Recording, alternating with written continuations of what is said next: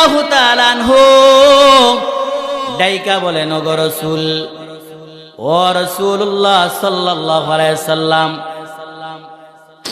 আপনার সামনে কেউ নাই, তাহলে কার সামনে করেন?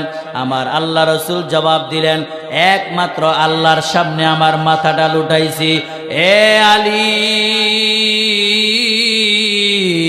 আমি তোমাকেও দাওয়াত দিলাম, আমি যেই আল্লাহকে মানি, যেই আল্লাহর মনোনীত ধর্ম ইসলামটাকে আমি নিয়ে আসছি, তুমিও ইসলাম ধর্মটা গ্রহণ করে নাও।